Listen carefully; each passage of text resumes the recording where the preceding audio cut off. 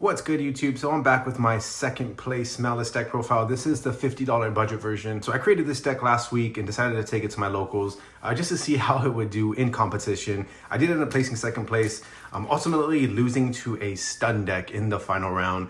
It was unfortunate. I'm going to be going over my side deck as well. Don't really have too many cards dedicated towards stun. My locals does have a lot of back row decks, so I was probably more prepared than most decks would be. With 6 cards, 3 Cosmic Cyclones, 2 Lightning Storms, and a Harpy's Feather Duster. I think I drew Cosmic Cyclone twice, and that was about it. And then yeah, this deck going against stun doesn't really have too many options, in-engine options to kind of counter against stun. To be more specific, it was a Dogmatica anti-meta stun deck. So I had the Fossil Dyna, Inspector Border, Skill Drain, pretty much all of the back row cards that you would expect from a stun deck. He did win the coin toss as well, so he decided to go first. And of course, going first, I had nothing in my deck prepared for him. Have cards like Dimensional Fizzer that pretty much are useless against him. Most of the hand traps are useless against stun as well. So honestly, just really bad matchup. Otherwise, I would have been able to state this was a first place deck profile. However, we did do second place, so happy with that, especially for the budget version. Not too many changes. I did have a few changes for my specific locals. I don't know what this says, PUZ. They did write that on the packs. So again, my deck has probably a few alterations since the last time I posted it, just for my specific locals, and I'll kind of go over those as we do the deck profile. Let's just do the first pack. We have some sequence, pretty much nothing. Kind of a pseudo skill drain if you guys aren't familiar with this. Speaking of stun, a pretty decent card. Yeah, and if you watch my other pack openings, I have really bad luck when it comes to packs. I don't really enjoy buying packs. It's fun opening them, of course, but it's a lot like gambling where you're really not really likely to win. Crowley, so somebody commented actually regarding Crowley on one of my past videos regarding what I felt about it. I honestly never even heard of them, but I feel like they did mention that Crowley will be having support in the future. They compared it to Invoked. Then the Equation Cannons, the card that forces you to do math.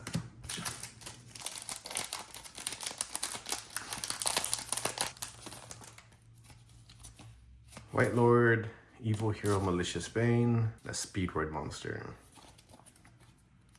Again, not really the greatest pull so far. And we are in the fourth and final pack. Will we strike gold? Let's see what we get. Rusia of the White Forest. Is this worth anything?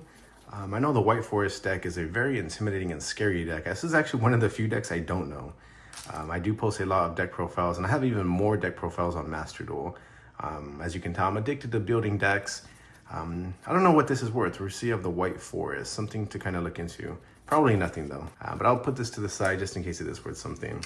But yeah, not much, as usual. It is expected.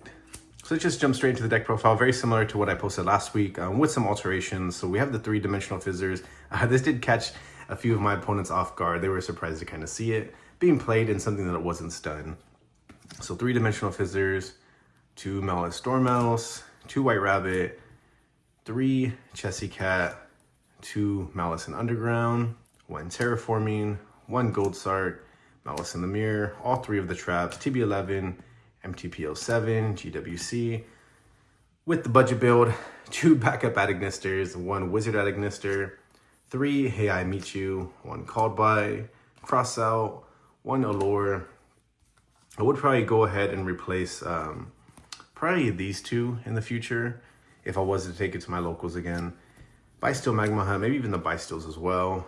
Baldrake, 3 Drolls, 3 Ash Blossoms, 3 Nibs, the 1 Dotscaper. I did just toss in this Ghost Ogre last minute prior to entering locals.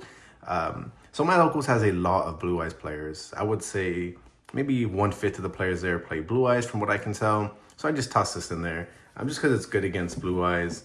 There's a Malice player there as well. So good against field spells. I might even just up that up to 3, honestly. Again, unless you're attending a YCS or regionals, your deck list should be based off the people you play against. So for my specific thing, I just attend locals. I don't ever really plan to do too much major competition. I just play Yu-Gi-Oh to have fun in deck build. Which is why I'm able to throw in spicy stuff like Dimensional Fizzer and just kind of have fun with the deck and play it the way I want to play it. I do get a lot of comments like why certain ratios, why not play certain cards. Again, if you want a net deck, that's on you. I like playing the ratios I like to play. I like playing the traps. I did brick one time the whole day. Then going over extra deck, IP, Link Spider, Axis Code Talker, Bomber Dragon. I don't honestly ever really summon Bomber Dragon. This might be a cut pretty soon. Firewall Dragon, Cyberse Wicked, Splash Mage, Allied Code Talker. So Allied Code Talker and Firewall are the two main bodies I always try and end on. Lingaribo.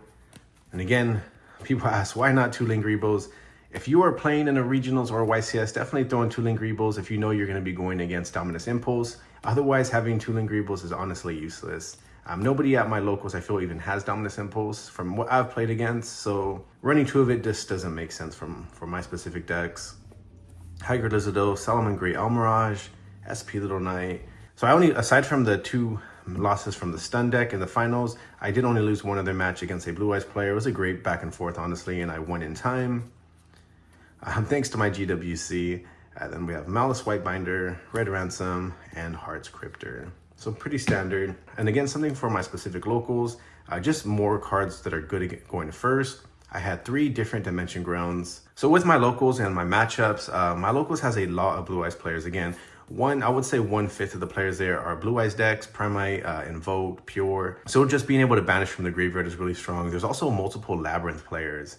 So banishing the furniture cards, not letting them have that recursion and eliminating their resources pretty much is why I initially went into Dimensional Fizzer and have different Dimension Ground in the side deck as well. I'm just going against a lot of Blue Eyes Labyrinth and Labyrinth players. I think there's only one other Malice player at my locals.